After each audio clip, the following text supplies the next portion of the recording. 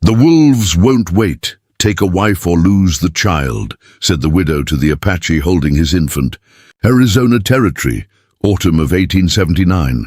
The high desert stretched endlessly under a copper sky, where sagebrush and palo verde trees dotted the landscape like ancient sentinels. In the distance, the Superstition Mountains rose like jagged teeth against the horizon, their peaks shrouded in the kind of mist that old-timers claimed held Apache spirits and lost gold. At the edge of Canyon de Chelly, where red sandstone cliffs carved deep shadows into the earth, stood a small settlement that had no name on any government map. Here, Apache families had built their hogans and ramadas, living as their ancestors had for generations, though the world around them grew smaller with each passing season. The air carried the scent of juniper smoke, horse sweat, and something else, the metallic tang of coming snow that would make survival a daily battle.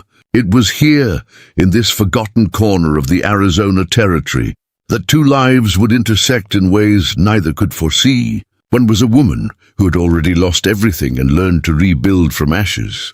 The other was a man who still believed he could carry the weight of the world alone, even as that weight grew heavier with each breath his infant daughter took. Elan Nightbear crouched beside the dying embers of his fire, his weathered hands trembling as he tried to warm a clay pot of water over the failing flames. The infant in the cradle board beside him whimpered, a sound that had become as familiar as his own heartbeat over the past 3 weeks. Little Star, barely 2 months old, had not fed properly in days. Her tiny face was gaunt, her skin taking on the greyish pallor that spoke of a body slowly surrendering to hunger.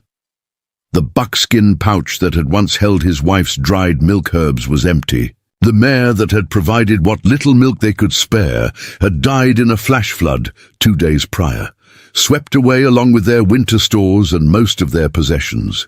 Elan's shoulders, broad from years of hunting elk and tracking mountain lions through treacherous terrain, now sagged under the weight of helplessness.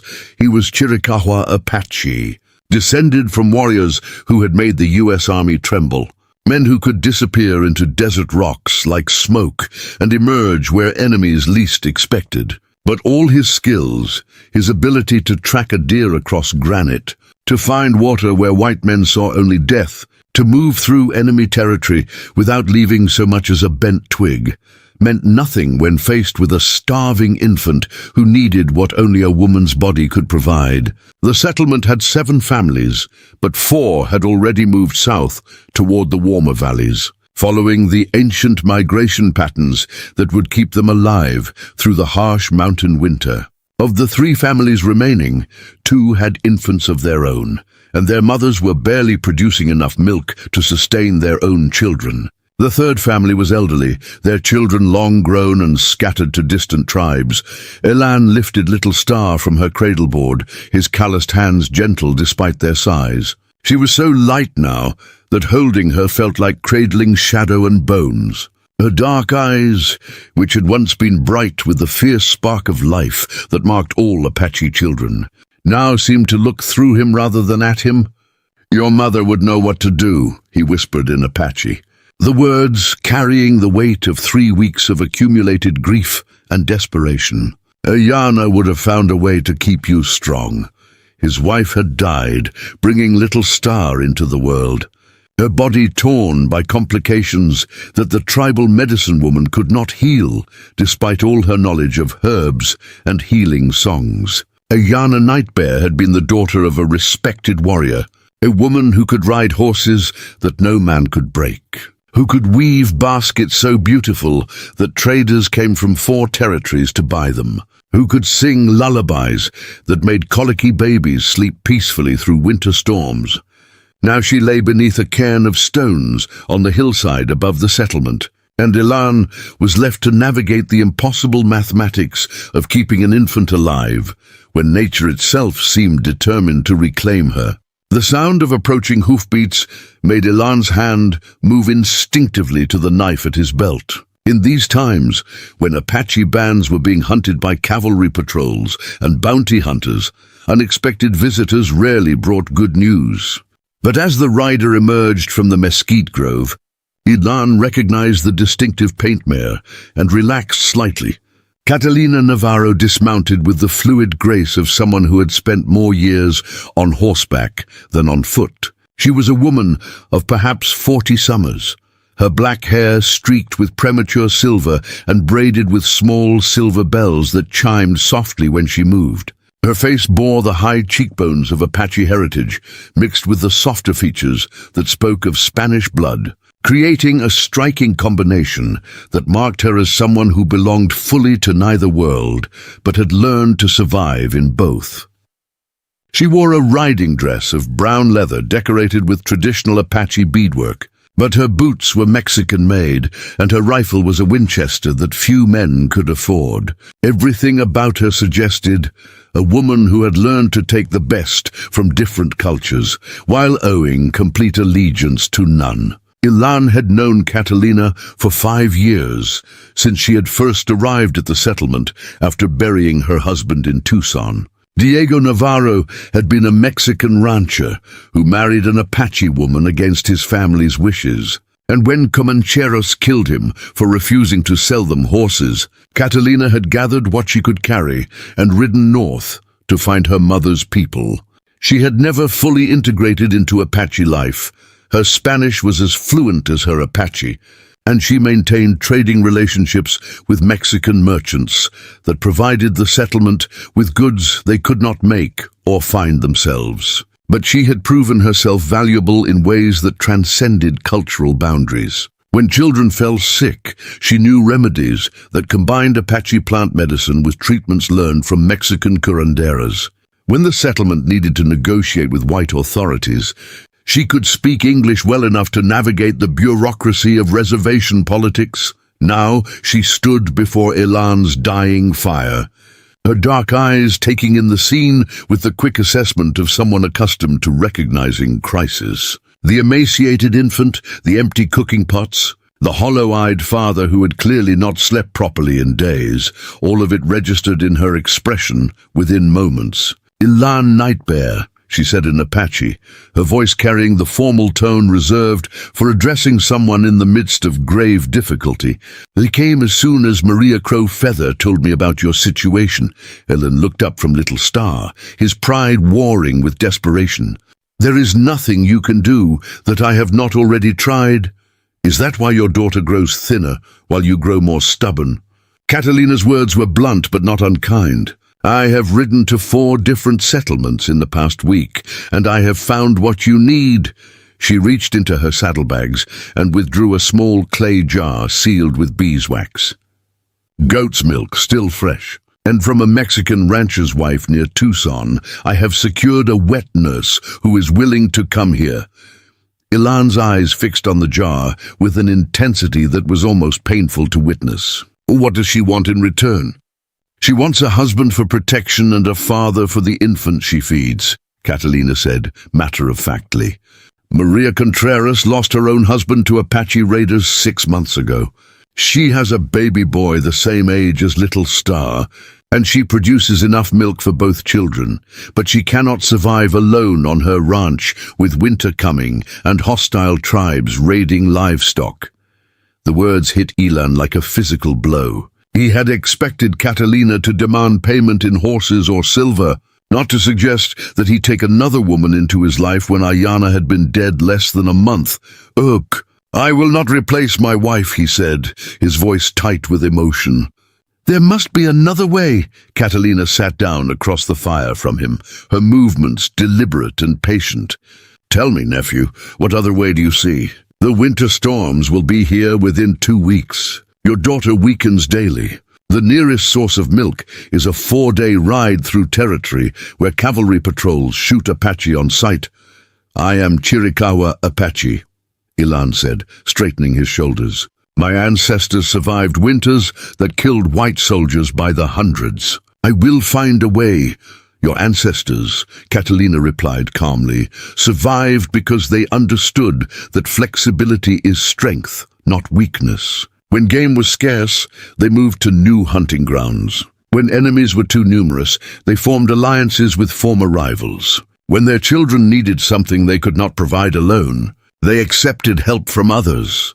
She gestured toward little Star, who had begun to cry weakly, her small voice barely audible above the wind that was beginning to pick up from the north. Your daughter does not care about your pride, Ilan Nightbear. She cares only about survival. And right now, survival requires things you cannot give her alone. Ilan lifted little Star and tried to soothe her crying, but without milk to offer, his comfort was limited. The sound of his daughter's hunger was like a knife being slowly twisted in his chest. Every weak cry reminded him of his failures, his inability to save his wife, his inadequacy as a provider, his powerlessness in the face of circumstances beyond his control. "This Maria Contreras," he said finally, his voice hoarse. "What kind of woman is she?" Catalina opened the clay jar and poured some of the goat's milk into a small horn cup, then offered it to Ilan. She's 22 years old, the daughter of a Mexican rancher who taught her to manage livestock and defend herself. She married for love the first time, and her husband treated her well before the raiders killed him. She is not looking for romance, Ilan. She is looking for survival, the same as you. Ilan held the cup to little Star's lips, and for the first time in days, she showed interest in feeding. She drank greedily, small drops of milk running down her chin, and her eyes seemed to brighten slightly. "She would come here?" Ilan asked, watching his daughter feed. "To this place with winter coming?" "Her ranch is already lost," Catalina explained. "The raiders took most of her livestock, and she cannot work the land alone. She faces the choice of moving to a town where she knows no one and has no means of support, or finding a situation where her skills have value. She can milk goats and cattle, she can preserve meat and prepare winter stores, she can shoot well enough to help defend a settlement, and in return, she would have protection, a place to raise her son, and the security of being part of a family unit rather than facing the world alone. It would be a practical arrangement, Ilan, not a love match." The wind picked up further, rattling the sides of Ilan's hogan and sending sparks from the dying fire into the growing darkness. In the distance, the first long howl of a wolf echoed off the canyon walls, a sound that seemed to underscore Catalina's earlier words about time running out. Little Star had finished the goat's milk and was resting more peacefully than she had in days. But Ilan knew this was only a temporary reprieve. The small jar would last perhaps 2 more feedings, and then they would be back to the same desperate situation. "I loved Ayana," Ilan said quietly, as much to himself as to Catalina. "Since we were children, I knew I would marry her. She was the only woman I ever wanted, and she gave you the gift of that daughter," Catalina replied gently. "Do you think Ayana would want little Star to die because you could not let another woman help save her life? Do you think your wife's spirit rests easy, knowing her child grows weaker while you cling to grief instead of accepting the help that is offered?" The words struck deep, partly because Ilan suspected they were true. Ayana had been practical above all else, a woman who valued results over sentiment. She would have been the first to tell him that little Star's survival mattered more than his personal feelings about remarriage. Another wolf howl sounded, closer this time, and was answered by 2 more from different directions. The pack was moving through the area, and with winter approaching, they would be growing bolder in their search for food. "The wolves won't wait," Catalina said, as if reading his thoughts. "They do not care about your mourning period or your reluctance to take help from others. They will take what opportunities present themselves, and a settlement with too few people to mount proper defenses is an opportunity they will not ignore." Ilan looked down at little Star, who was sleeping more peacefully than she had in weeks. Her color was already slightly better after just 1 feeding of proper milk. He could see Ayana's features in their daughter's face, the determined set of her small jaw, the way her eyebrows drew together when she was thinking, the long eyelashes that had been his wife's pride.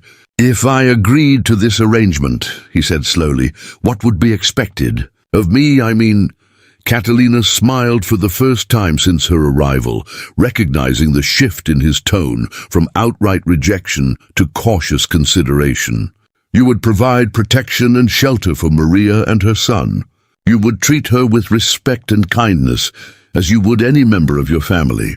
You would not be required to love her, Ilan, but you would be required to value her contribution to your daughter's survival. And she understands this. That it would be a practical arrangement? She understands perfectly. She has no more desire to replace her dead husband's memory than you have to replace your wife's. But she also understands the grief is a luxury that women with children cannot always afford. The fire had burned down to glowing coals, and the temperature was dropping rapidly as the desert night settled around them. Elaine pulled a blanket around Little Star and considered his options, or rather, considered the growing certainty that he had only one real option if he wanted his daughter to survive the winter. How long would it take to arrange this? He asked. I can ride to her ranch tomorrow morning and return with her within 3 days if the weather holds. But Ilan, Catalina's voice grew serious, once you make this decision, you must commit to it completely. Maria will be leaving everything familiar to come here based on your word. If you change your mind or treat her badly, you will not only fail your daughter, you will destroy another person who is already facing her own desperate circumstances.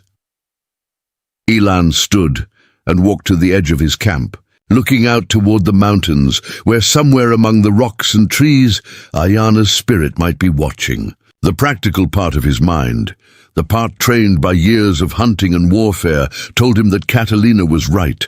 This was his daughter's best chance for survival. But the emotional part of his heart, the part that had been shattered by loss, recoiled from the idea of sharing his life with anyone other than the woman he had buried 3 weeks ago.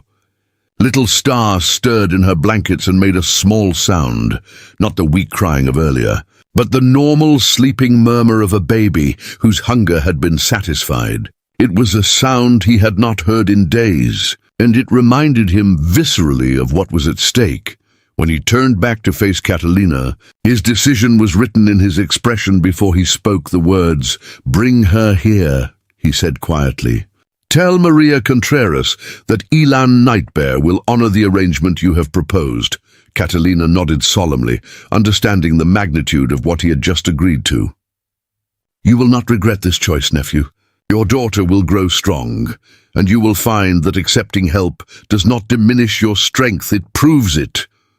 As she prepared to leave, mounting her paint mare under a sky now brilliant with stars, the wolf pack howled again, closer still and more numerous than before. The sound served as a reminder that in the harsh arithmetic of frontier survival, pride was often the first luxury that had to be sacrificed. Ilan held his daughter close as Catalina rode away into the darkness, her silver bells chiming faintly until the sound was swallowed by distance and wind. Tomorrow would bring new challenges, and within days his life would change in ways he could barely imagine.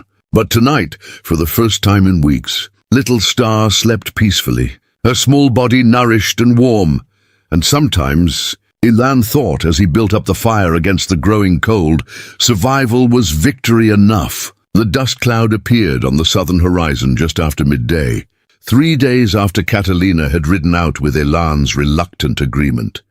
From his position on the rocky outcrop above the settlement, Ilan could make out 3 riders, Catalina's distinctive paint mare in the lead, followed by a heavily loaded pack mule and a third horse, carrying what appeared to be a woman with a child. His hands tightened on the brass spyglass he had taken from a cavalry officer during a raid 5 years earlier.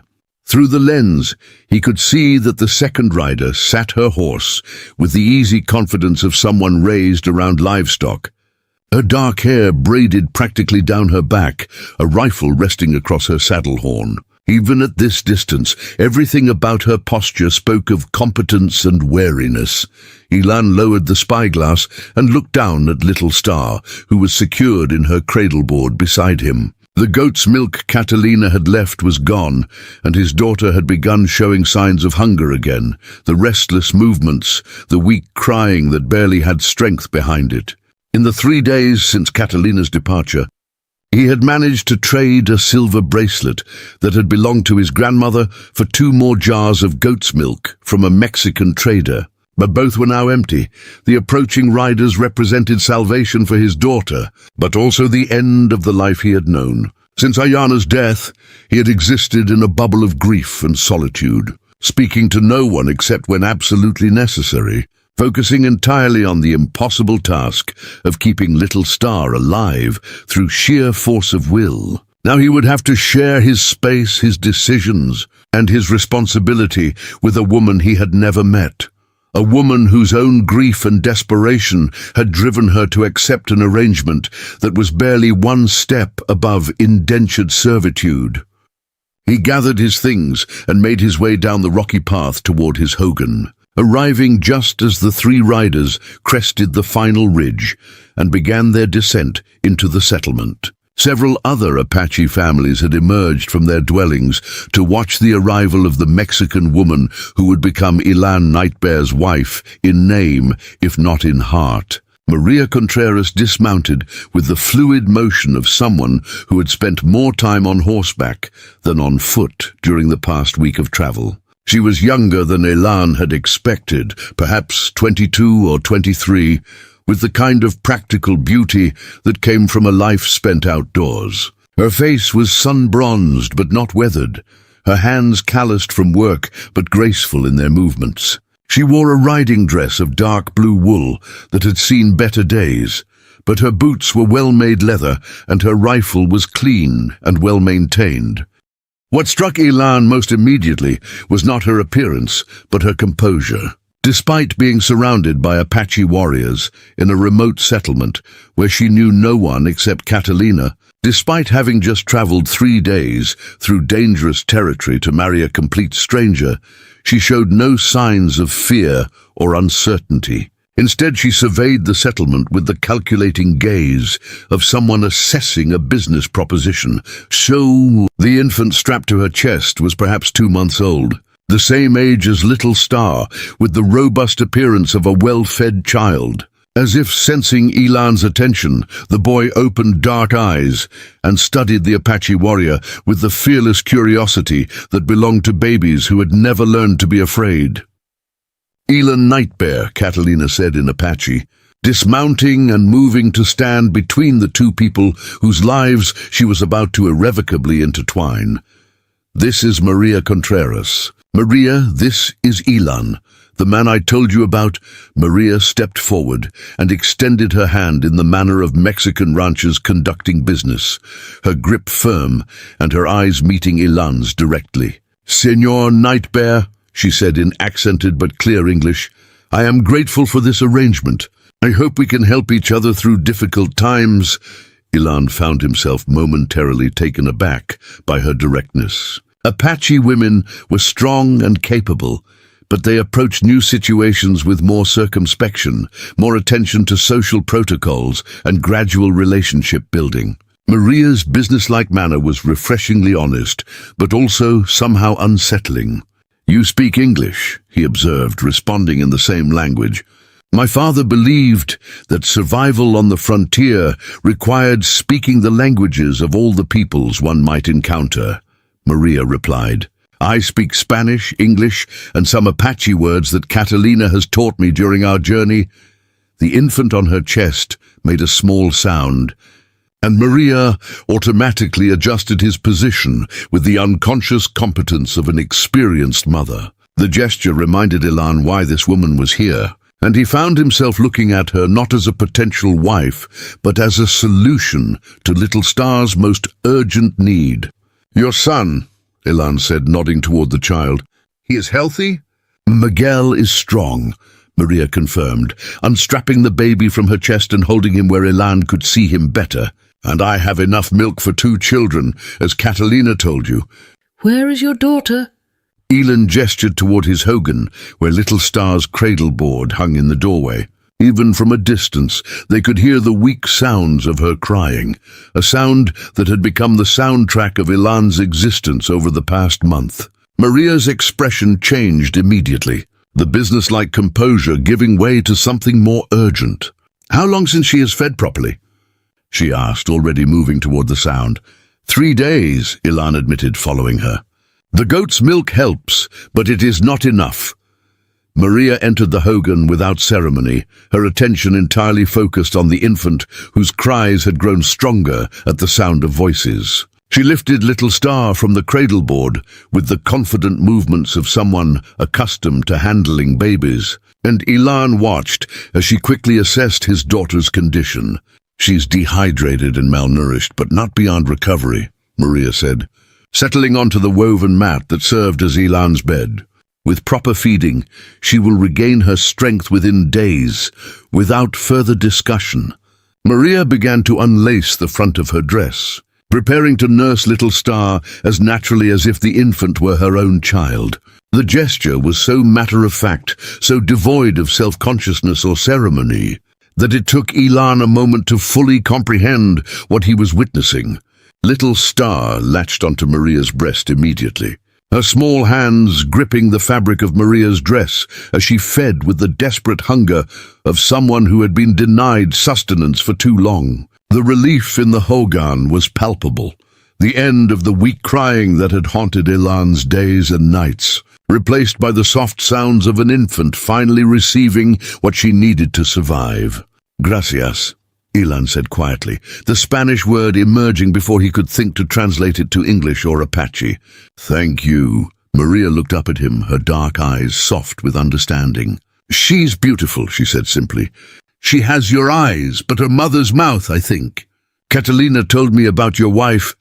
The mention of Ayana created a moment of awkward silence, but it was not the painful tension Ilan had expected. Instead, it felt like acknowledgement of a shared understanding, that both of them had come to this arrangement carrying the weight of previous loves and losses. Over the next several hours, as little Star fed and slept more peacefully than she had in weeks, Ilan and Maria began the delicate process of negotiating the practical aspects of their unusual living arrangement.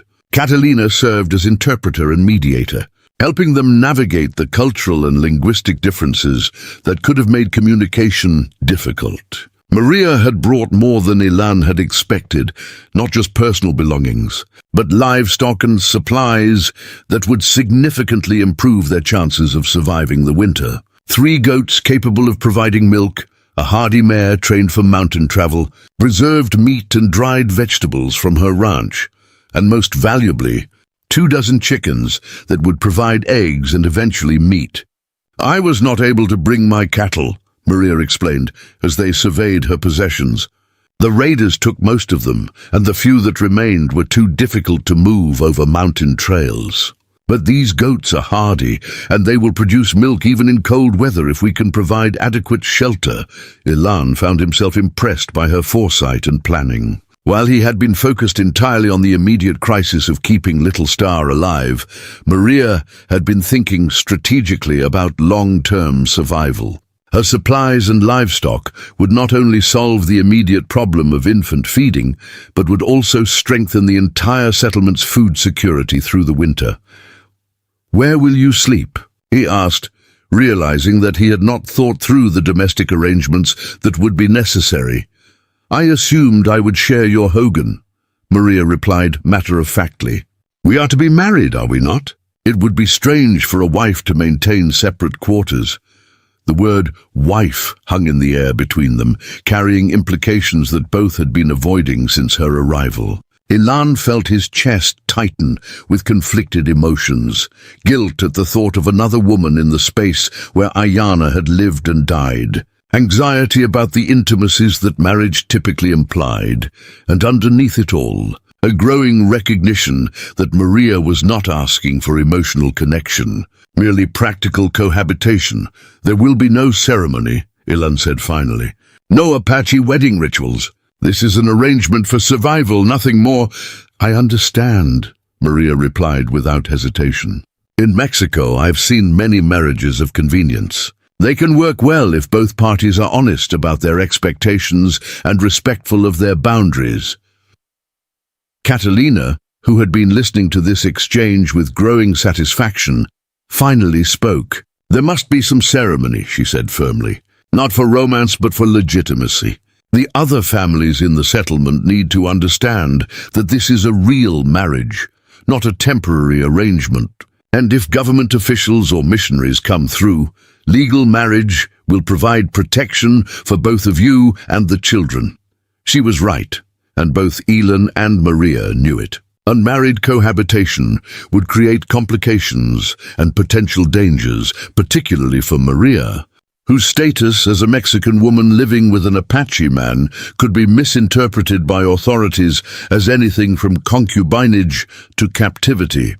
Before we jump back in, tell us where you're tuning in from, and if this story touches you, make sure you're subscribed, because tomorrow I've saved something extra special for you.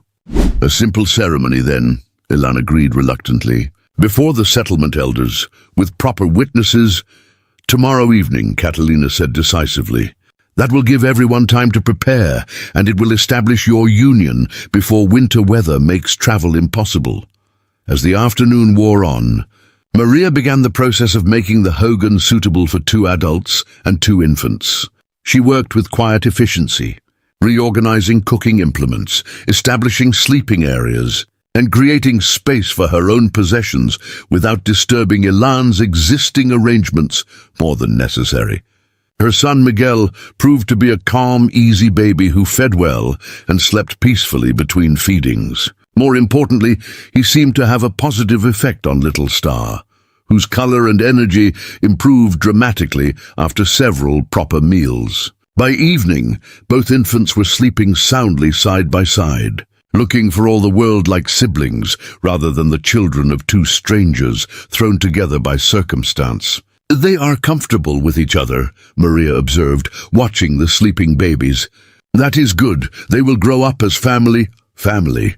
Ilan repeated the word as if testing its weight. After weeks of feeling utterly alone in his struggle to keep little Star alive, the concept of having help, of sharing responsibility, felt simultaneously foreign and deeply appealing. As darkness settled over the settlement and the temperature began to drop toward freezing, Ilan and Maria faced the awkward reality of sharing sleeping space. The hogan was large enough for comfort during the day, but at night, with 2 adults, 2 infants, and the need to maintain a fire against the cold, the space felt much more intimate.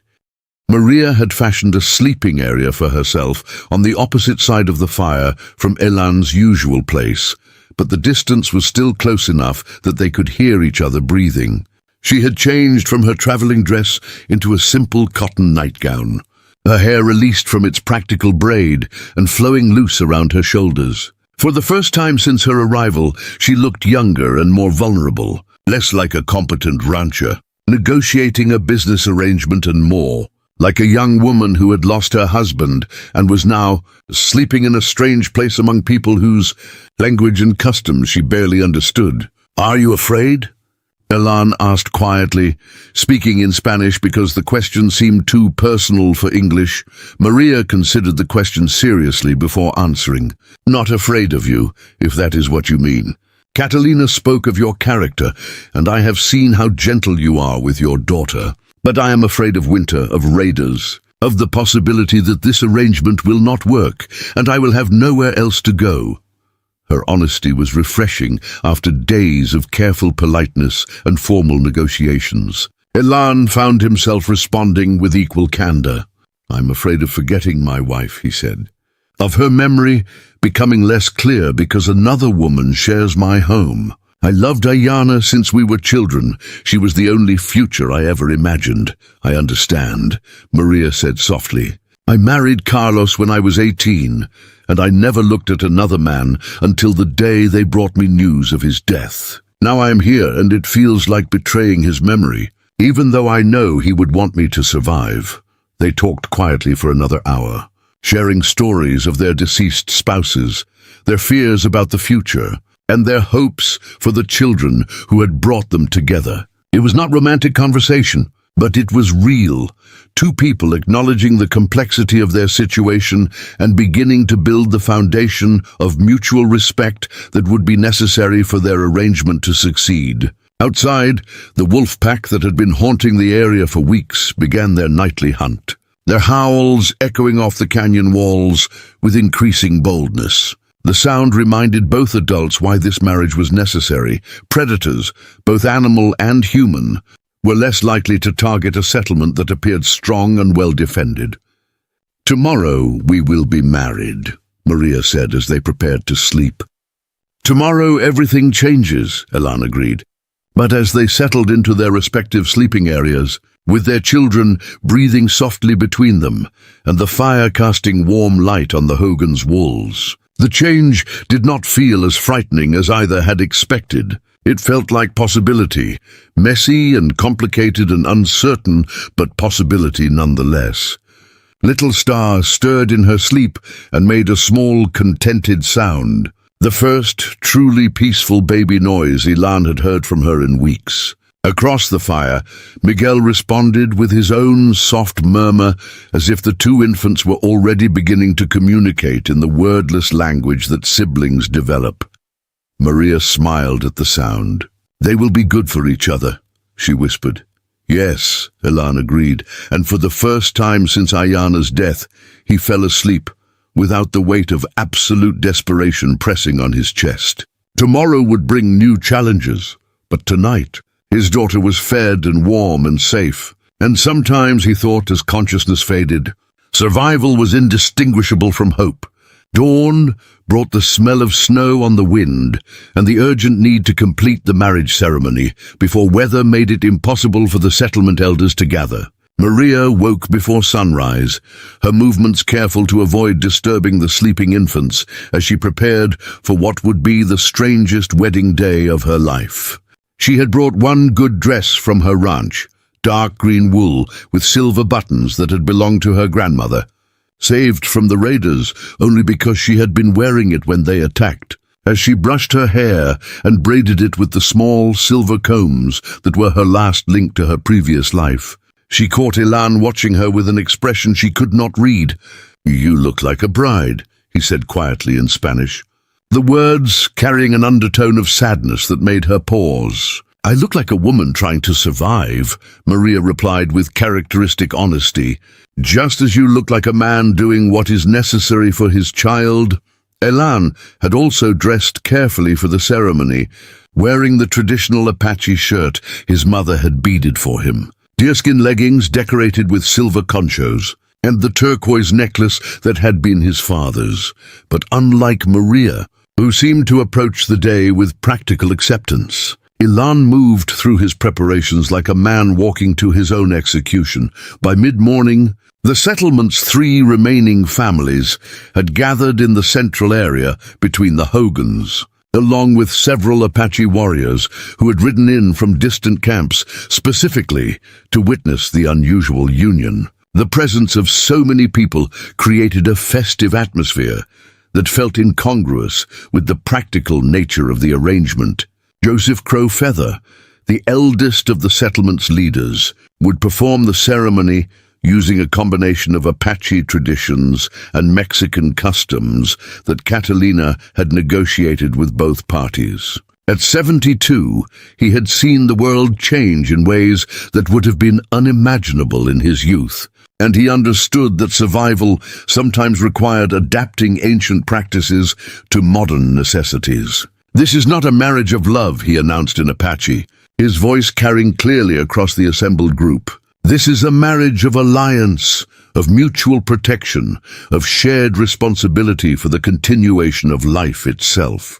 These traditions are as old as our people, marriages arranged for survival, for the strengthening of tribes, for the protection of children."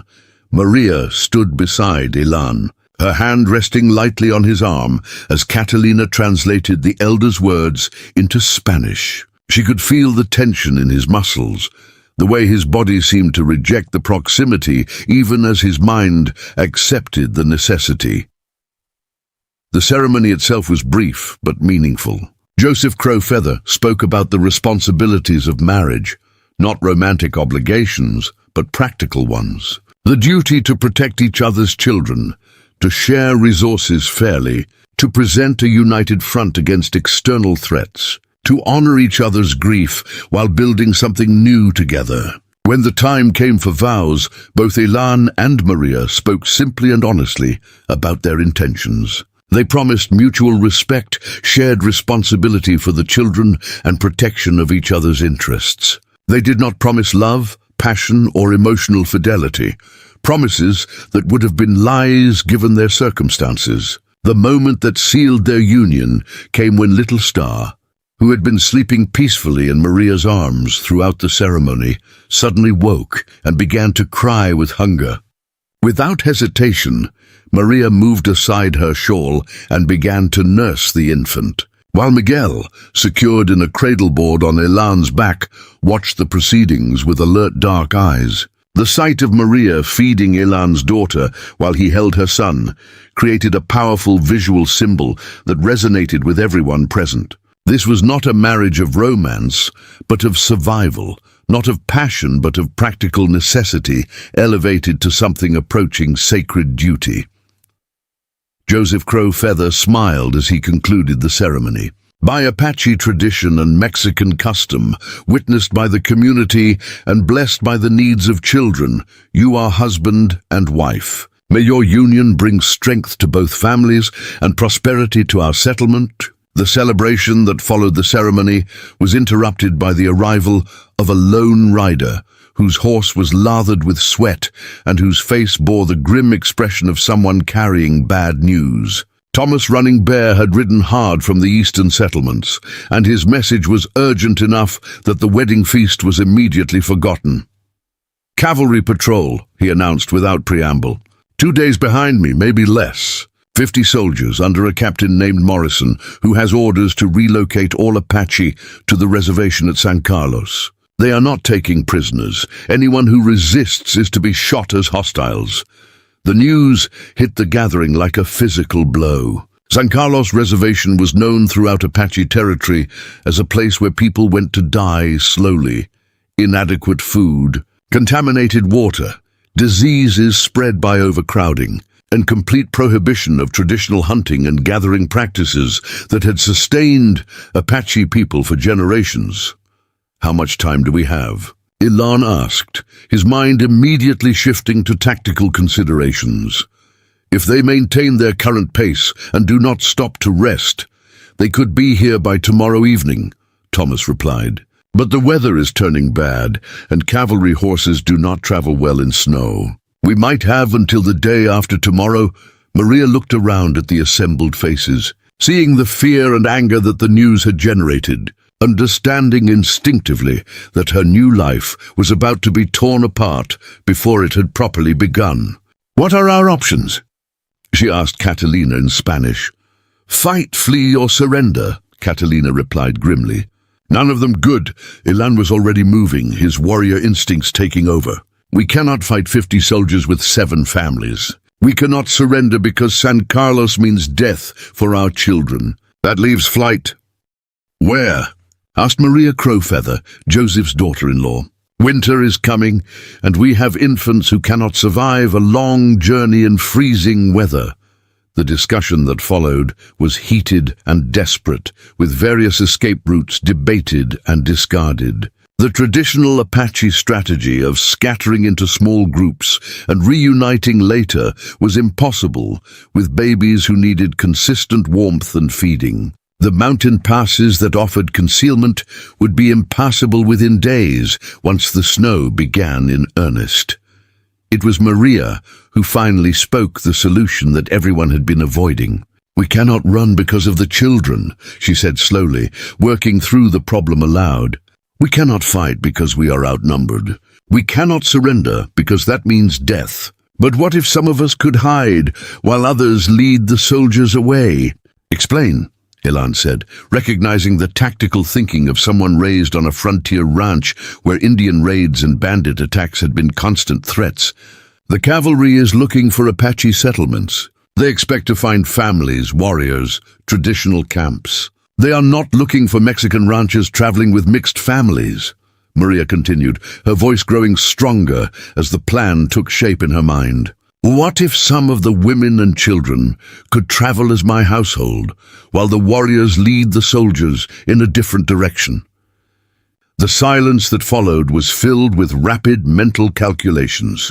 It was a desperate plan with enormous risks, but it was also the only option that offered any hope of keeping the children alive. Catalina was the first to speak. It could work. Maria speaks Spanish and English. She knows Mexican customs and with proper papers.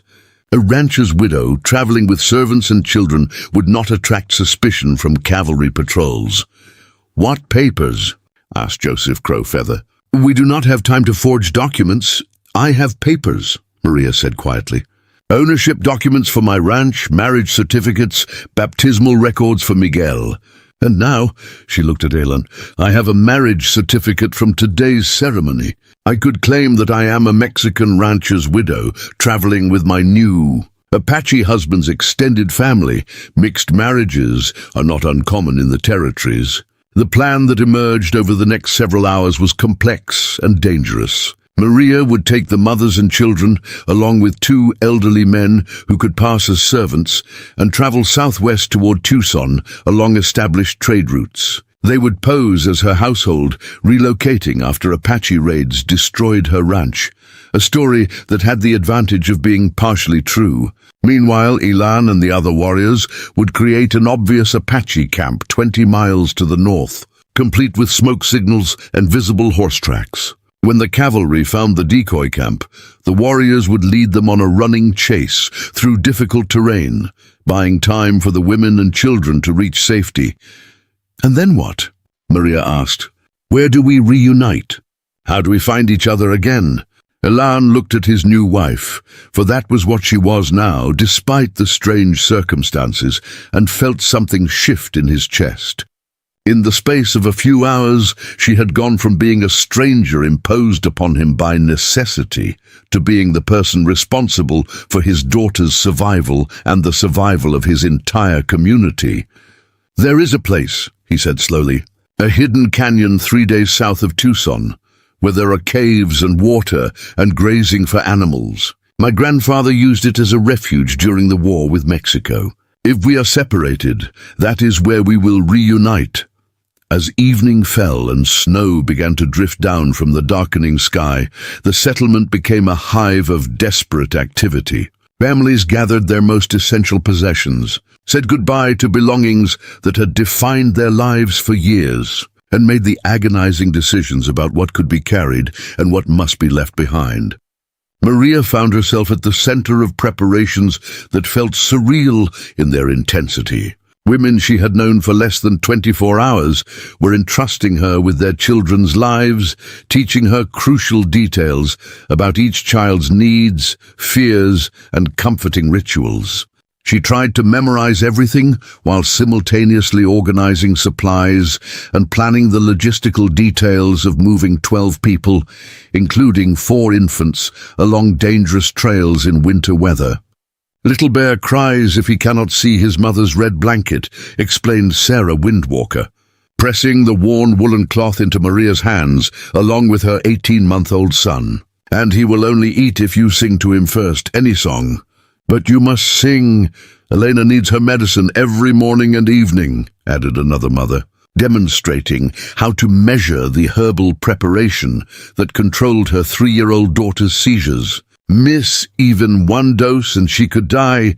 The trust these women were placing in her was overwhelming. They were giving her not just their children, but their children's survival, based on nothing more than a hastily arranged marriage and Catalina's assurance that she could be relied upon.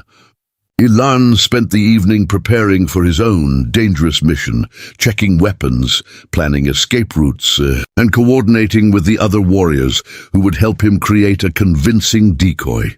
But he found his attention repeatedly drawn to Maria as she organized the evacuation with calm efficiency. "You do not have to do this," he told her as they made final preparations. "This is not what you agreed to when you came here. You could take Miguel and return to Mexico, claim you were never part of this settlement, Maria looked up from the bundle of supplies she was packing, her dark eyes reflecting the firelight. "These women trusted me with their children because I am your wife," she said simply. "That makes their safety my responsibility. Besides," she added with a slight smile, "I have nowhere else to go." The moment of departure came too soon and not soon enough. As the first group prepared to leave under cover of darkness, Ilan found himself facing the reality that he might never see his daughter again. Little Star was sleeping peacefully in Maria's arms, finally healthy and strong after weeks of near starvation. But she was about to be carried away from everything familiar into dangers that could not be predicted or controlled. "Keep her safe," he said to Maria, the words carrying more weight than any traditional wedding vow. "With my life," Maria replied, understanding that she was accepting not just the care of his child, but the continuation of his bloodline, his family's future, everything that mattered to him in the world. The goodbye between husband and wife lasted only seconds, a brief touch of hands, an exchange of meaningful looks. The transfer of a father's most precious possession to a woman he barely knew, but had to trust completely. Then Maria was leading the group into the darkness, following deer trails that would take them around the patrol's expected route, carrying infants and supplies and the hopes of families who had nowhere else to turn.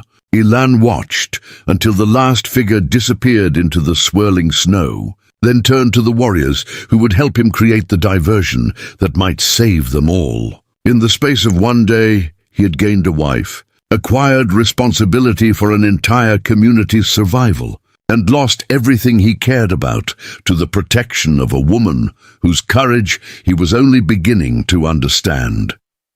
The snow continued to fall as the men worked through the night, building the fake encampment that would draw the cavalry away from the trail the women and children would follow. By dawn, there would be no sign that the settlement had ever existed except for the obvious tracks leading north toward the decoy site. But as Ilan prepared for what could be his final battle, he found himself thinking not about the warriors who would fight beside him, but about the young Mexican woman who was carrying his daughter through a blizzard toward an uncertain future. Maria Contreras had arrived as a stranger seeking mutual survival. She was leaving as the keeper of everything he held sacred, the protector of his community's children, the woman whose courage and competence might determine whether any of them lived to see another spring. In the space of 24 hours, necessity had created something that looked remarkably like love, even if neither of them was ready to call it by that name. 3 days into their flight through the Sonoran Desert, Maria's group had transformed from desperate refugees into a convincing Mexican ranching party. The older Apache women had wrapped their heads in colorful rebozos that hid their distinctive hairstyles, while the children had been coached to respond to Spanish names and speak only in whispers when strangers were near. The transformation had not been without cost. 2-year-old Joseph Crow Feather, now called Juanito for the purposes of their deception, had cried inconsolably for his father until Maria sang him to sleep with lullabies her own mother had taught her. Little Bear, renamed Carlos, refused to eat anything except when he could see his mother's red blanket, forcing Maria to keep the telltale Apache weaving hidden beneath Mexican wool, but always within the child's sight. Most challenging of all was managing the infants. Little Star and Miguel had adapted well to being cared for together, but the other babies in the group required careful attention to prevent the kind of sustained crying that would draw unwanted attention from any cavalry patrols they might encounter. The weather had turned in their favor and against them simultaneously. The snow that slowed their progress also covered their tracks and kept most travelers off the trails, but it made every day a battle against cold that could kill the weakest children. Maria had learned to judge the day's success, not by distance traveled, but by whether all 12 people under her protection were still breathing when they made camp each evening.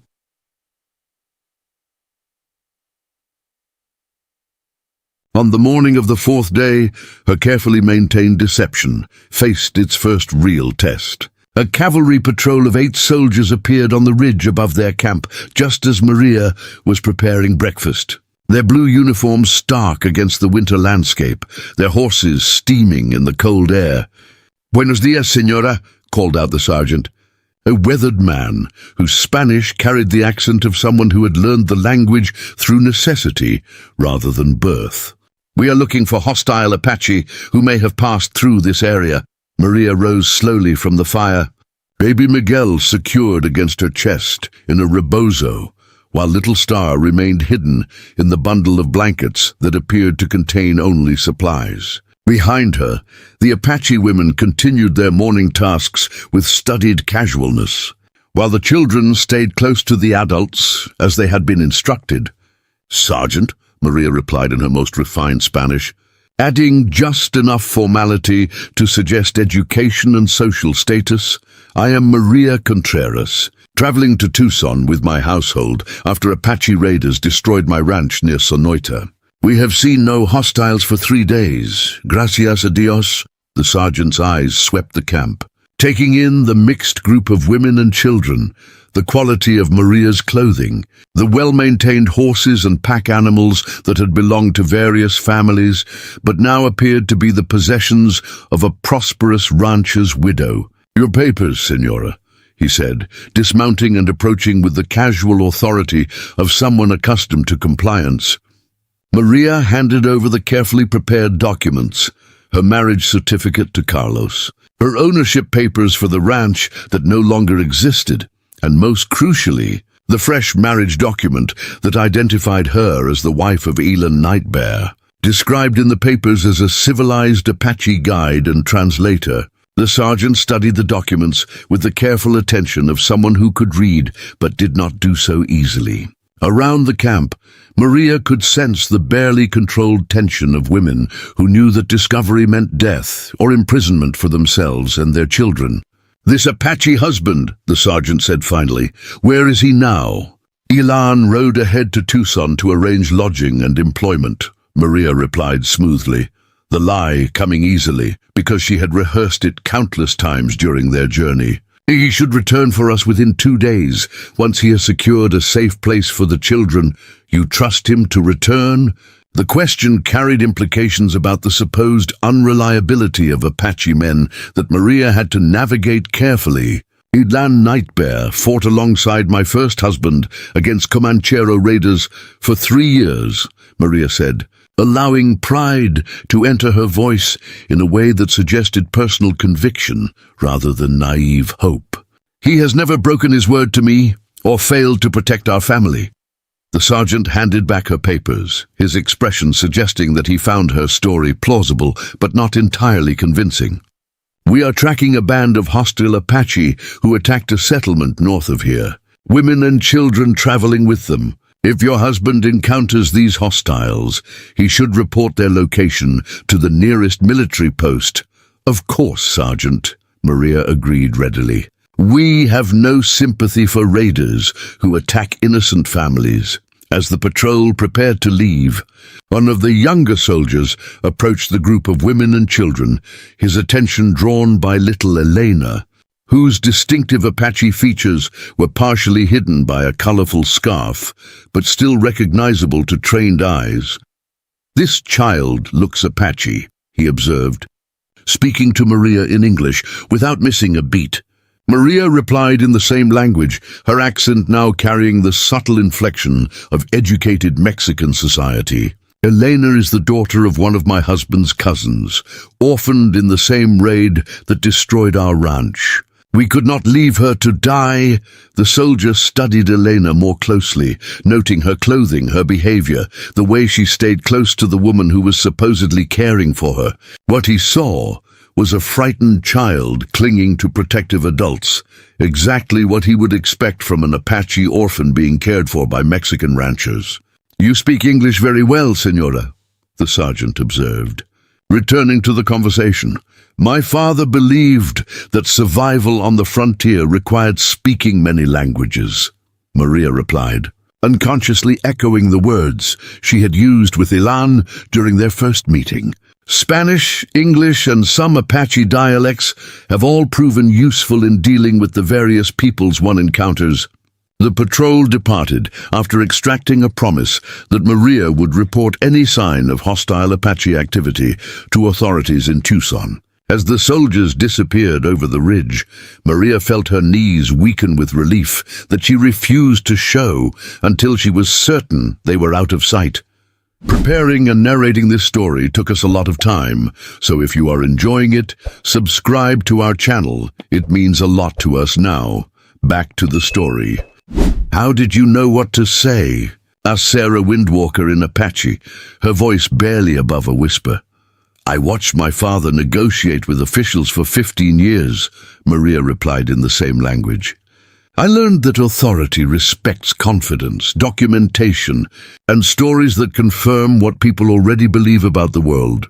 50 miles to the north, Elan Nightbear was leading Captain Morrison's cavalry patrol on a chase that had already lasted 3 days and covered terrain that tested both horses and riders to their limits. The decoy Apache camp had worked perfectly, too perfectly, as Morrison had committed his entire force to pursuit rather than splitting his command to search for other possible Apache groups. The 6 Apache warriors with Elan had executed their part of the plan flawlessly, leaving obvious signs of their passage while actually moving at a pace that kept them just ahead of the pursuing cavalry. They had led the soldiers through canyons where echoes made their numbers seem larger, over rocky ground where horses moved slowly but Apache ponies maintained good speed, and along ridge lines where a few warriors could appear to be many through careful use of silhouettes and movement. But the chase could not continue indefinitely. The cavalry horses were tiring, but Morrison was too experienced a frontier officer to be led indefinitely through hostile territory without results. Soon, he would either give up the pursuit or split his forces to search for other Apache groups. Either outcome could spell disaster for Maria's party if they had not yet reached safety. We need to end this today, Thomas Running Bear said, as the warriors paused to rest their horses in a box canyon that offered temporary concealment from their pursuers. The soldiers are getting suspicious of a chase that never brings them within rifle range. Elan studied the terrain ahead through his spyglass, looking for the kind of natural feature that could provide the dramatic conclusion necessary to convince Morrison that his Apache quarry had escaped permanently. What he found was better than he had hoped for, a narrow canyon with walls so steep that it appeared impassable from a distance, but which actually connected to a hidden valley that his grandfather had used during raids against Mexican settlements 40 years earlier. There, he said, pointing to the canyon mouth. We lead them to the entrance, make it appear that we have trapped ourselves, then disappear through the back passage while they are positioning for an assault. And if they follow us into the canyon? Asked Joseph Crowfeather's son, a young warrior named Daniel, who had insisted on joining the diversion despite having a wife and infant son among the refugees. They will find evidence of a camp, but no people, Elan replied. By the time they realize we have escaped, we will be 2 days ahead of them on our way south. The final phase of the deception required precise timing and considerable courage. The Apache warriors had to allow the cavalry to get close enough to believe they had cornered their quarry, while actually maintaining control of the situation and preserving their escape route. As Elan led his men into the canyon, he could hear the sounds of pursuit growing closer, horses' hooves on stone, the jingle of cavalry equipment. Shouted orders from Morrison as he positioned his men for what he believed would be the final assault against a trapped enemy. The box canyon, where the warriors made their apparent last stand, had been used by Apache war parties for generations, and it contained hidden chambers and passages that were invisible to anyone who did not know exactly where to look. As Morrison's soldiers took positions around the canyon mouth and prepared to demand surrender, the Apache warriors were already moving through concealed openings toward the escape route that would carry them to safety. The last thing Elan saw, before disappearing into the hidden passage, was Captain Morrison raising his field glasses to study the canyon floor, searching for targets that were no longer there. By evening, as both the cavalry patrol and the fleeing Apache warriors made camp in different valleys 20 miles apart, Maria's group was facing a crisis that threatened to undo all their careful preparations. Little Elena, the 3-year-old whose seizures required regular medication, had begun showing signs of the violent convulsions that could kill her within hours if not controlled. The herbal medicine that managed her condition was running low, and Maria was not certain she could prepare more from the desert plants available in their current location. Worse, Elena's condition was deteriorating rapidly, and the kind of sustained seizure activity she was experiencing would make travel impossible, while creating exactly the kind of disturbance that could attract unwanted attention. "What do we do?" Sarah Windwalker asked as she held her convulsing daughter, her voice tight with the controlled panic of a mother watching her child approach death.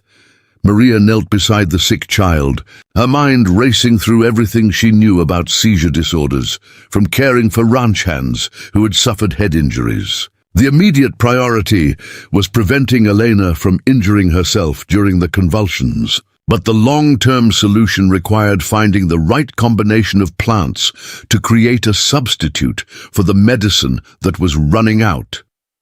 "There is a plant," she said slowly, "that grows in desert washes, with small yellow flowers and bitter leaves. My grandmother used it to treat the falling sickness in children, but I need to find it fresh and I need time to prepare it properly."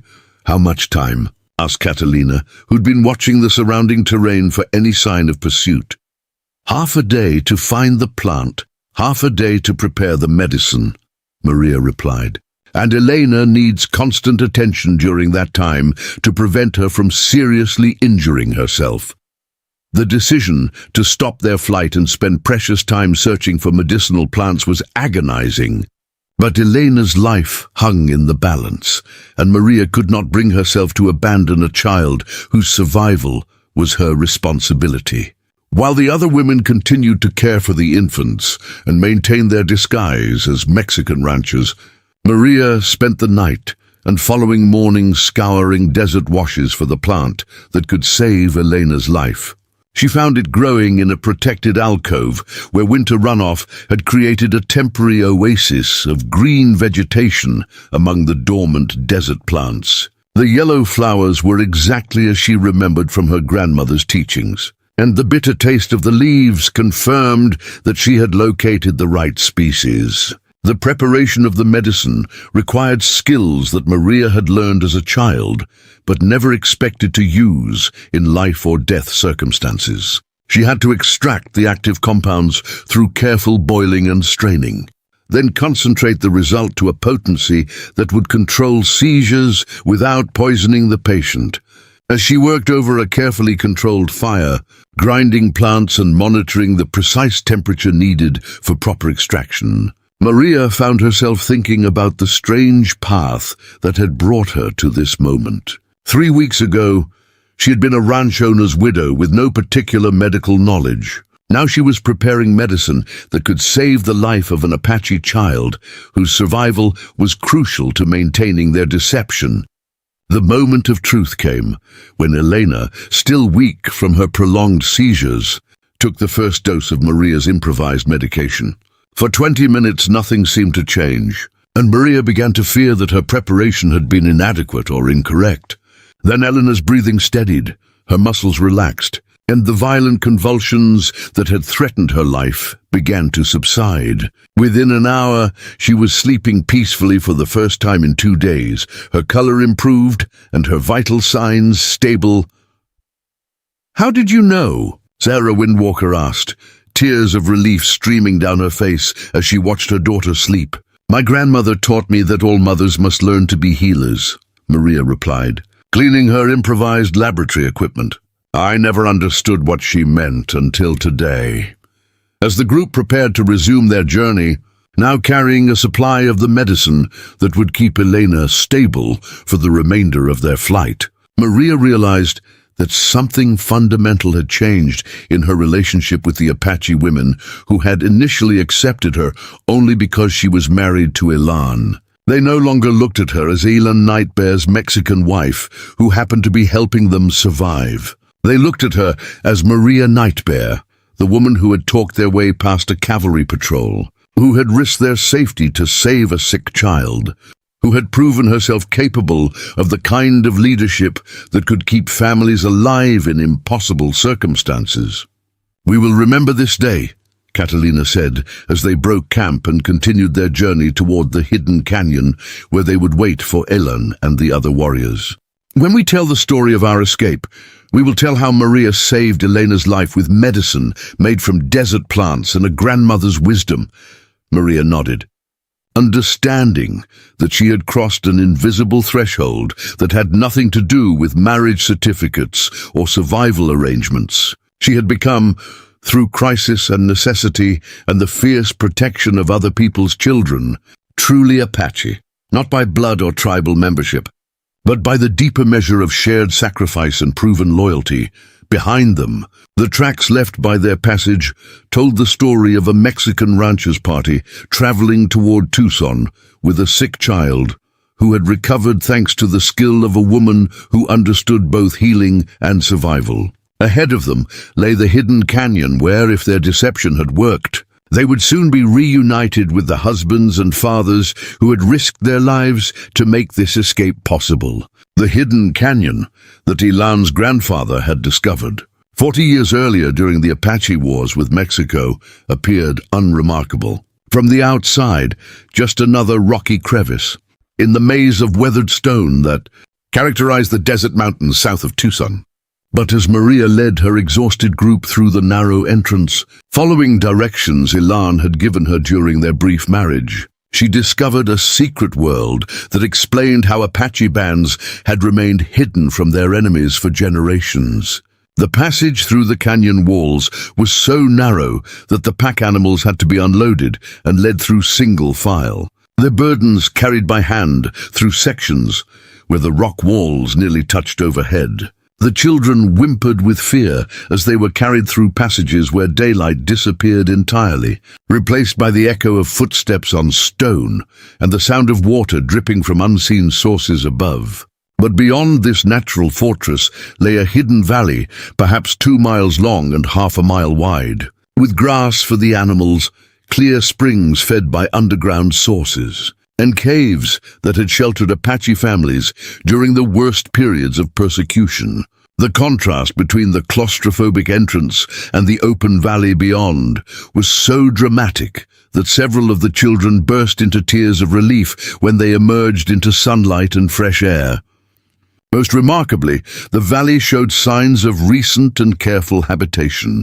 Someone had been maintaining the springs, clearing brush from the grazing areas and keeping the cave entrances free of debris. Stone-lined fire pits had been constructed in locations that would disperse smoke naturally, and wooden platforms had been built in several caves to create dry sleeping areas above the reach of flash floods.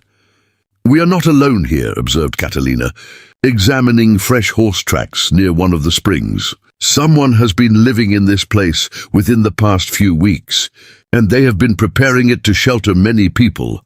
As Maria explored the main cave system with growing amazement, she discovered stores of food, weapons, and supplies that suggested this refuge was being actively used by Apache groups who had refused to surrender to reservation life. Corn, beans, and dried meat filled pottery jars that had been carefully sealed against moisture and insects.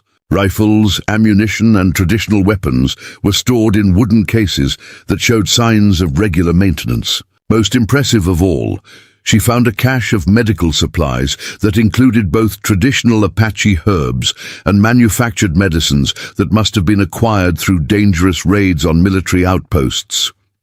"This is not a hiding place," Maria realized as she catalogued the supplies. "This is a base of operations for people who intend to fight rather than surrender."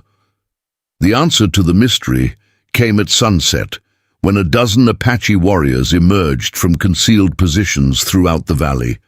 They moved with the fluid stealth that marked them as veterans of countless raids and skirmishes, their weapons held with the casual readiness of men who expected trouble but were prepared for it. But their leader was someone Maria recognized from Elan's stories, Antonio Hawk Wing, Elan's cousin who had supposedly died in a cavalry attack 3 years earlier. Maria Nightbear, Antonio said in English, using the name that confirmed her new identity within Apache society. Elan sent word through the message network that you might come here with families fleeing the reservation roundups. You are welcome in this place, and your courage in bringing the children to safety is already being spoken of in the hidden camps. The reunion with Antonio's band revealed the extent of Apache resistance to forced relocation that most white authorities never suspected. Rather than surrender to reservation life, small groups of Apache families had been living in hidden camps throughout the desert mountains, maintaining their traditional way of life while staying invisible to cavalry patrols and Indian agents. The network of communication between these groups was sophisticated and effective, allowing them to share information about troop movements, coordinate supply raids, and provide mutual support during emergencies. "How many are still free?" Maria asked as Antonio showed her through the cave system that had become a sophisticated base of operations. "Perhaps 300, scattered across 50 different hiding places from here to the Sierra Madre," Antonio replied, his pride evident in his voice. "We move constantly, share information about troop movements, and help each other when cavalry pressure becomes too intense. It's not the life our grandfathers knew, but it is better than slow death on the reservation."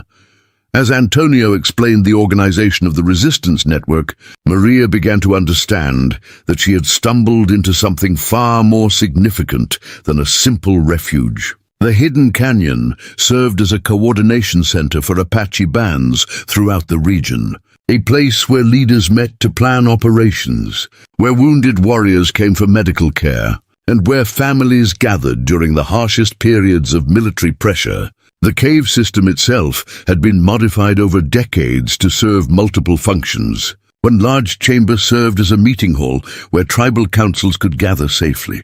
Another had been converted into a workshop where traditional weapons were manufactured and modern firearms were repaired. A third cave, with natural ventilation that carried smoke away through hidden fissures in the rock, served as a kitchen capable of preparing food for large groups without betraying their presence to outside observers. "Your husband chose well when he married you," Antonio told Maria as they watched the children from both groups play together in the evening firelight.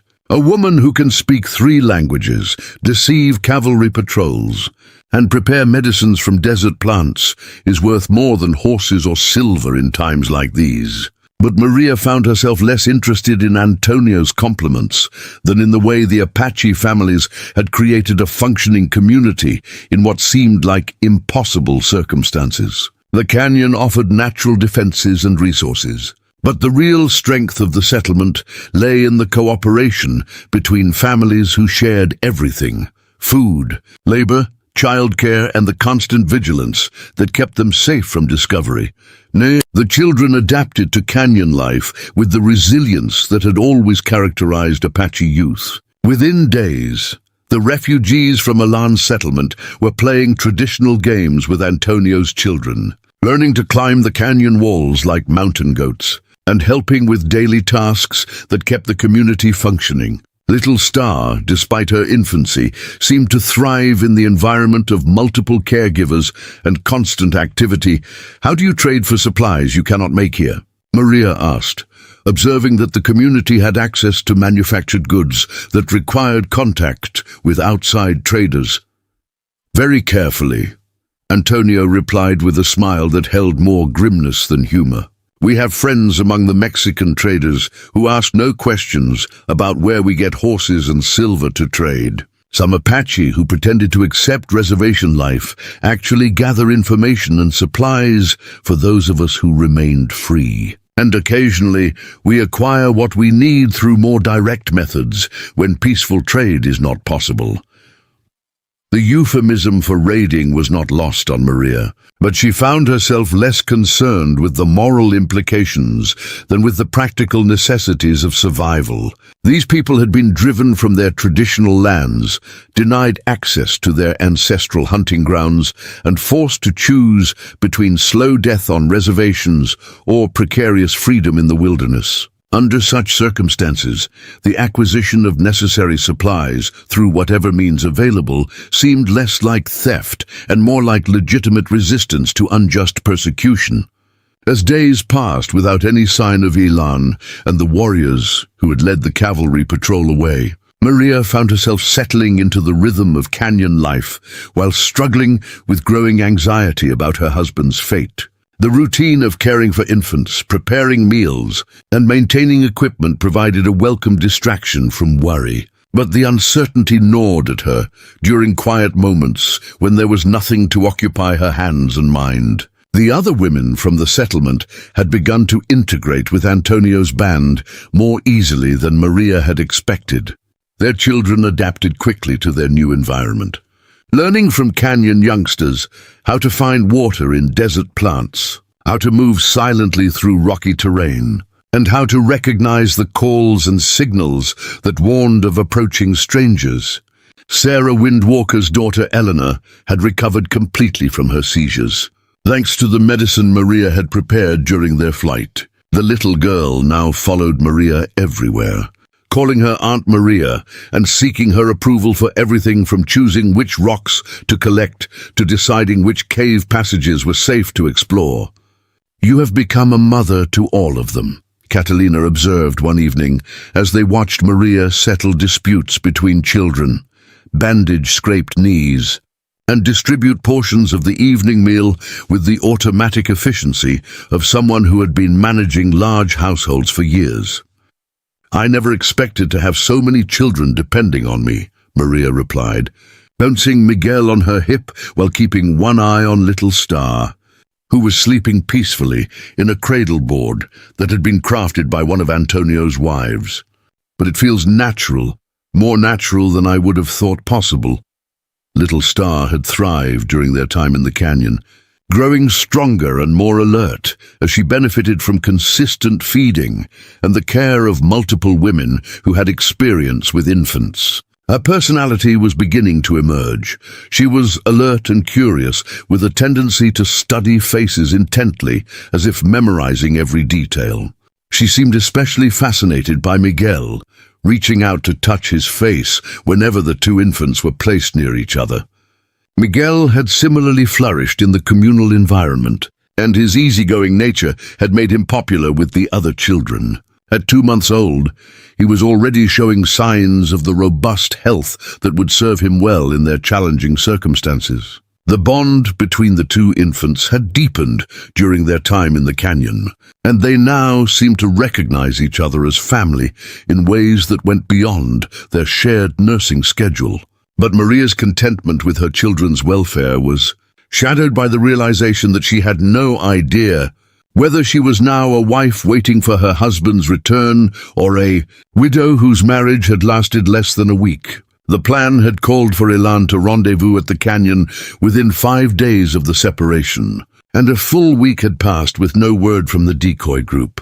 "They could be anywhere," Sarah Windwalker said, as the women discussed their situation around the evening fire, leading the cavalry in circles through the mountains, hiding in caves waiting for the soldiers to give up the chase, captured and already on their way to prison, or worse. The possibility that Maria might be raising Elan's daughter without ever seeing him again forced her to confront emotions she had been avoiding since their hasty marriage. What had begun as a practical arrangement for mutual survival had evolved into something more complex during their brief time together, and the prospect of permanent separation felt like losing something she had not realized she valued. During their single night as husband and wife before the separation, she had been impressed by Elan's gentleness with both infants, his thoughtful consideration of her comfort and privacy, and his obvious devotion to his daughter's welfare. But more than his personal qualities, she had been struck by the way he treated their arrangement with respect rather than resentment, accepting her presence in his life as a gift rather than an imposition. "You care for him," Catalina observed one evening as Maria sat apart from the group, staring toward the canyon entrance as if she could will Ilan to appear. "I barely know him," Maria replied. But even as she spoke the words, she recognized their inadequacy. "We were married for one day before we had to separate. How can I care for someone I have spent so little time with?" "Yet time is not always the measure of connection," Catalina said gently, settling beside Maria on the flat rock that had become her favorite spot for evening contemplation. "Sometimes crisis reveals more about a person's character than years of ordinary interaction. You have seen Ilan's devotion to his daughter, his willingness to sacrifice for his community, his courage in the face of impossible odds. Those are not small things to know about a man. And he has seen me at my worst and my best," Maria added, beginning to understand Catalina's point. "He has seen me desperate and frightened, but also competent and determined. We may not know each other's favorite foods or childhood stories, but we know how the other person responds to crisis. And that might be more important." The conversation was interrupted by the arrival of a lone rider whose horse was nearly collapsing from exhaustion. Thomas Running Bear had ridden straight through from the northern mountains for 2 days without rest. And his news was both better and worse than anyone had feared.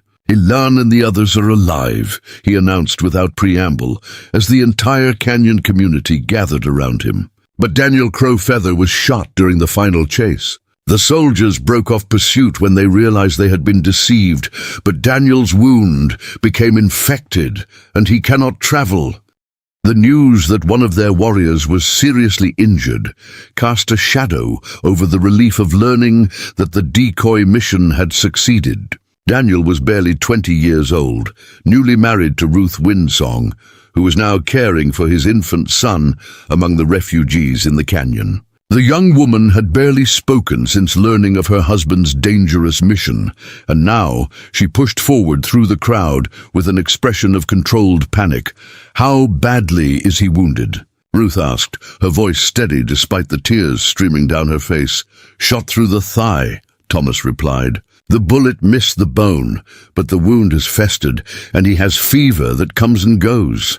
Ilan has been treating him with what supplies they have, but they need proper medicine and possibly surgery to remove infected tissue." "Where are they?" Maria asked, already beginning to plan a rescue mission in her mind. 2 days north, hidden in caves near Picacho Peak," Thomas replied. "Ilan sent me to ask Antonio for medicine and additional horses.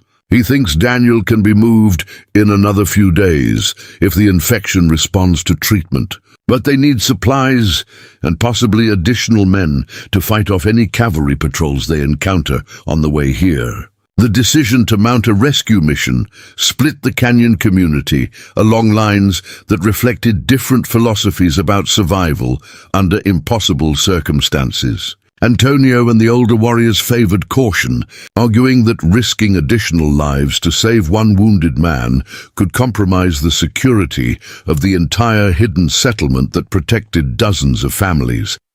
"We cannot save everyone," Antonio argued during the heated discussion that followed Thomas's arrival.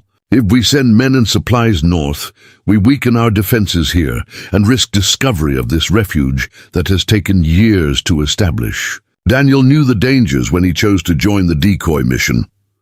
The practical argument carried weight with many of the canyon's residents, who understood that their survival depended on remaining invisible to the authorities who hunted them.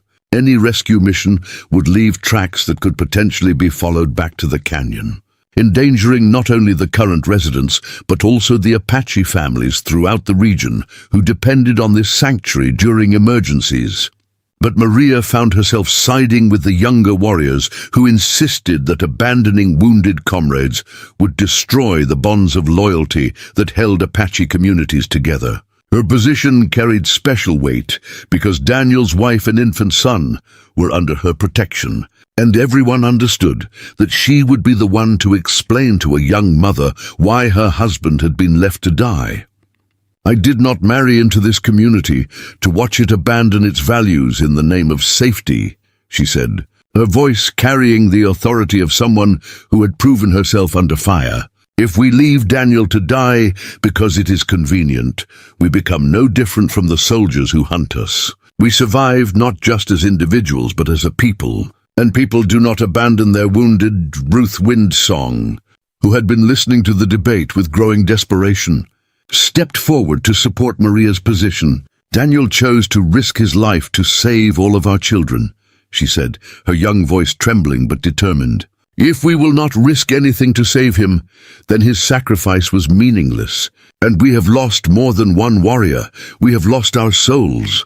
The debate continued through the night, with valid arguments on both sides and the lives of everyone in the canyon potentially hanging in the balance. The older warriors spoke of similar situations where rescue attempts had led to disaster, entire communities destroyed because they could not accept the loss of individual members. The younger men talked about honor and loyalty, about the obligations that bound Apache families together, about the difference between survival and mere existence.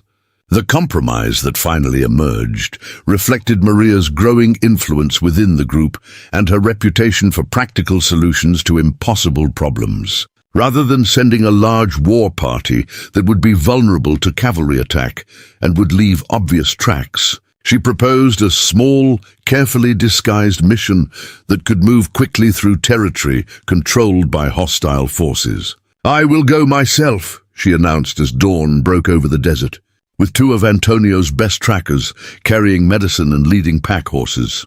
"If we encounter cavalry patrols, a Mexican woman traveling with Apache guides will attract less suspicion than a war party moving through the territory." The audacity of the proposal silenced the debate temporarily, but as the group considered the logic behind it, Maria's plan began to make sense. She had already proven she could deceive military patrols. She was the only person in the canyon who could move freely through territory controlled by both Mexican and American authorities, and her medical skills might be crucial for treating Daniel's infected wound. "It is too dangerous," protested Sarah Windwalker. "You have 2 infants to care for, and we need your leadership here if anything happens to the canyon. You cannot risk yourself for one warrior when so many depend on you." "Little Star and Miguel will be safer here with all of you than they would be traveling through hostile territory," Maria replied, though the decision to leave her babies even temporarily felt like tearing away part of her heart. "And if something happens to me, they will still have a community to raise them. But if Daniel dies because we were too cautious to help him, his son will grow up knowing that his father's friends abandoned him when courage was required." The rescue party that departed the canyon at midday consisted of Maria, 2 of Antonio's most experienced warriors, Juan Ghost Horse and Pedro Mountain Lion, and sufficient supplies to treat serious wounds and support the return journey of 5 additional people. They traveled light but well-armed, following deer trails and ancient Apache paths that avoided the main routes used by cavalry patrols. As they rode north through increasingly familiar territory, Maria found herself thinking about the transformation that had brought her to this point. 6 weeks earlier, she'd been a Mexican rancher's widow with no particular skills beyond managing livestock and household affairs. Her world had been bounded by the daily routines of ranch life, and her greatest challenges had involved negotiating with Mexican officials over grazing rights and water access. Now she was leading a rescue mission through Apache territory, carrying medicines she had learned to prepare from desert plants, fluent in languages and cultural codes that would keep them all alive. She was responsible for the safety of experienced warriors who trusted her judgment in matters of life and death, and her decisions would determine whether a young father lived to raise his son. The thought that struck her most forcefully was not how much she had changed, but how much she had discovered about capabilities she had always possessed but never had occasion to use. The crisis of the cavalry pursuit had not created her. leadership abilities or her medical knowledge. It had simply revealed qualities that had been dormant during the relative security of her first marriage to Carlos. "You are thinking about Elan," observed one ghost horse as they paused to rest their horses at a spring that offered concealment and fresh water. "I am thinking about many things," Maria replied, but she recognized the truth in his observation. As they drew closer to the reunion with her husband, she found herself wondering what kind of relationship they would build once the immediate crisis had passed. Their marriage had been born from desperation and consummated through separation, but the experiences they had shared and survived had created bonds that went deeper than the practical arrangement they had originally envisioned. The question was whether those bonds could evolve into something resembling love, or whether they would remain forever linked by mutual respect and shared commitment to their children's welfare. The rescue mission that had begun as a matter of honor and community loyalty was also, she realized, her first opportunity to choose Elan's welfare over her own safety since their wedding day. The decision felt less like obligation and more like the actions of a woman who had discovered that her husband's survival mattered to her for reasons that went beyond their children's need for a father. The caves near Picacho Peak had never held such desperation as Maria discovered when she finally located Elan's hiding place after 2 days of careful tracking. Daniel Crow Feather lay on pine boughs, his face flushed with fever, breathing shallow and rapid. The infected gunshot wound in his thigh had swollen grotesquely, and Maria could smell the sickly sweet odor of rotting tissue from the cave entrance. Elan rose as Maria entered, his face showing relief, surprise, and something deeper. He had lost weight during their separation, his eyes shadowed with exhaustion from nursing a dying man while watching for cavalry patrols. "Maria," he said simply, but the way he spoke her name carried volumes. "You should not have come."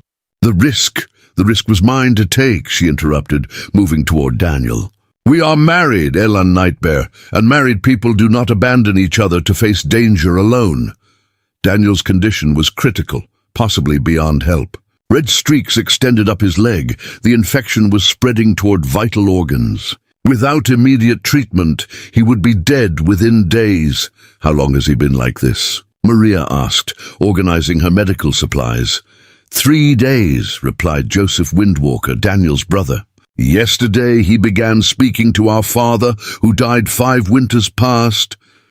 The delirium indicated brain involvement, but Maria had seen similar cases among injured ranch hands, and aggressive treatment could sometimes save even hopeless situations. "I need to clean the wound completely and remove all infected tissue," she told Elan. "It will be extremely painful and could kill him from shock, but without treatment he will certainly die." Joseph nodded grimly. "Do what you can. Ruth and his son deserve to know we tried everything." What followed was the most challenging procedure Maria had ever attempted.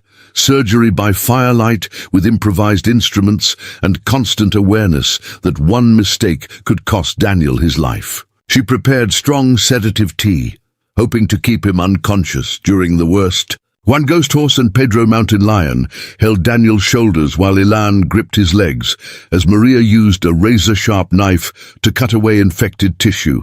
The smell was nauseating, but she continued, removing dead flesh and cleaning the cavity with boiled water and antiseptic herbs.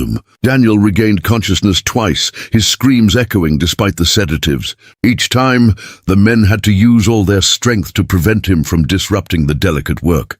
"Almost finished," Maria murmured, seeing healthy pink tissue at the wound's bottom, a sign she had successfully removed the infection source. She packed the cleaned wound with healing herbs, then bandaged Daniel's leg to prevent new infection while allowing drainage. When surgery was complete, Daniel lay unconscious, but breathing more steadily than he had in days. "Will he live?" Joseph asked. "I do not know," Maria replied honestly. "The next day will tell us whether his body can overcome the remaining infection. But I have done everything possible." Elan watched with amazement at his wife's skill. The desperate widow who had arrived 6 weeks ago seeking survival had just performed surgery that would challenge experienced military doctors. "Where did you learn that?" he asked as they waited for recovery signs. "From necessity," Maria replied, exhaustion finally showing. "My grandmother taught basic healing, but most I learned from watching ranch hands treat injuries and remembering everything about cleaning infected wounds." For 3 days, Daniel's life hung in balance as fever rose and fell unpredictably. Maria never left his side, monitoring breathing, changing bandages, preparing new medicines from plants Juan Ghost Horse gathered. On the second night, as Daniel's fever spiked dangerously high, Maria found herself beside Ilan in the cave mouth, taking brief rest from nursing duties. "I thought you were dead," Maria said quietly. "When days passed without word, I began to believe I would raise little Star and Miguel without knowing what happened to their father." "I thought of you constantly during the chase," Ilan replied. "Not just because you were caring for my daughter, but because I realized I wanted to see you again. To continue conversations we barely started." The admission hung between them, more intimate than anything shared during their brief marriage. For the first time, they were talking about feelings rather than survival. "When I volunteered for the rescue mission," Maria continued, "I told myself it was about saving Daniel. But the truth was, I could not bear losing you before we discovered what we might become together." Ilan reached for her hand in darkness, fingers intertwining in a gesture more significant than their wedding ceremony. "What do you think we might become?" he asked. "I do not know," Maria replied honestly. "But I know I no longer think of our marriage as temporary arrangement. Somewhere during these weeks, it became something real, something I want to protect rather than simply endure." A weak voice interrupted them. Daniel had regained consciousness for the first time since surgery, fever finally broken, eyes clear and focused. The crisis had passed. He would live. "Water," Daniel whispered hoarsely. Maria hurried with specially prepared broth, helping him drink while monitoring for infection signs. His color was better, breathing steady, and the angry red streaks marking infection spread were fading. "Ruth," Daniel said as strength returned. "My son, are they safe?" "They are safe," Maria assured him. "Your wife is caring for your son in the hidden canyon. She sent her love and promised to wait however long healing takes." Within a week, Daniel could travel short distances on horseback.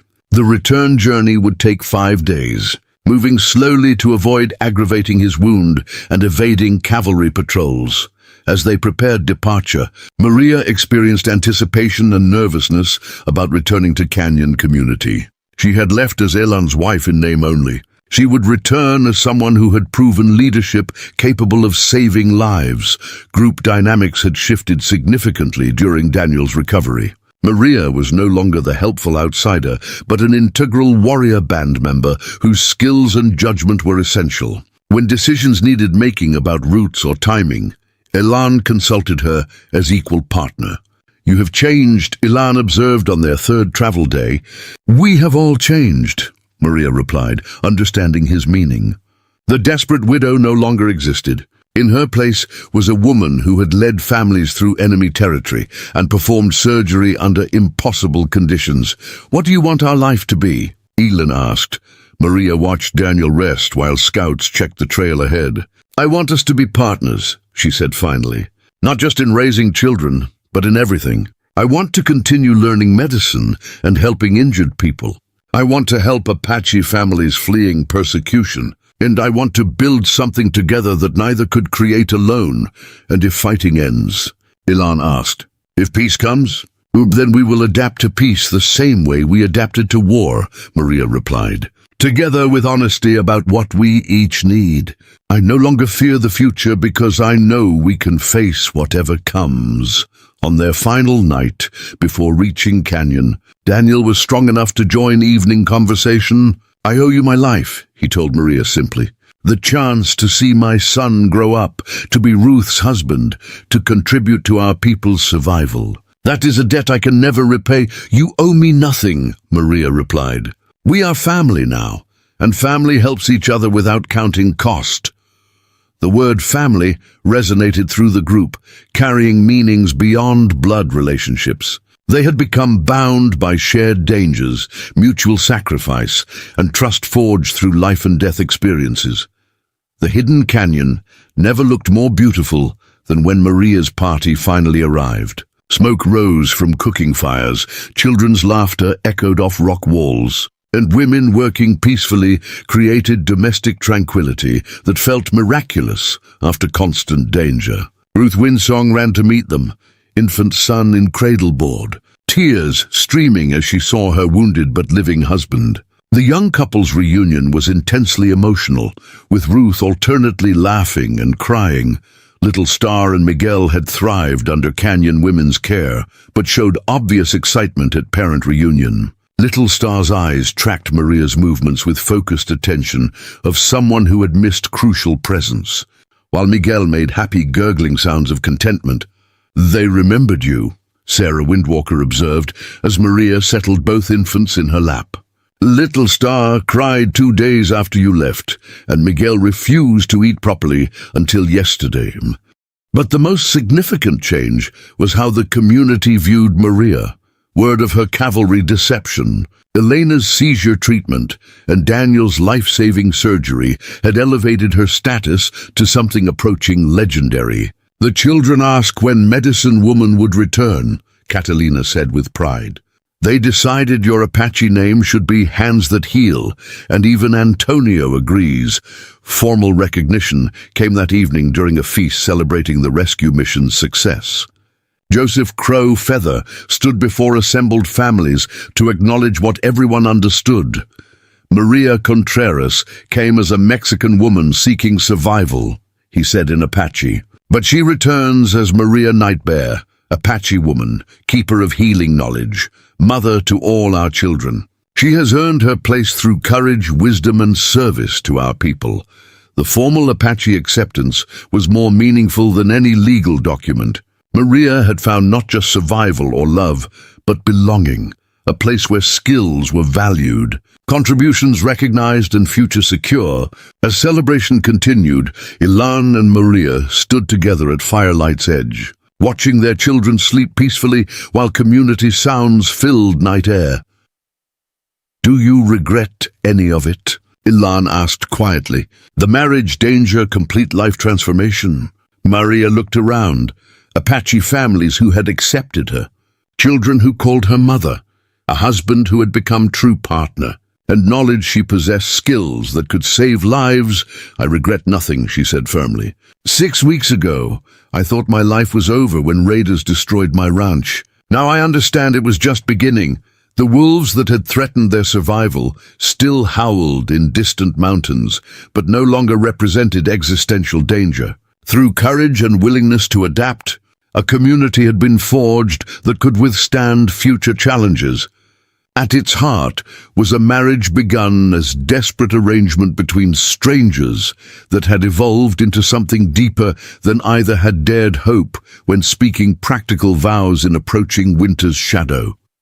As fire burned low and Canyon settled into peaceful sleep, Maria Nightbear, no longer Contreras, no longer alone, held her husband's hand and listened to children's breathing who would grow strong and free because two people had been brave enough to trust in love emerging from loss. The wolves could howl in darkness beyond canyon walls. Inside, where fire provided warmth and families provided strength, there was nothing left for predators to threaten.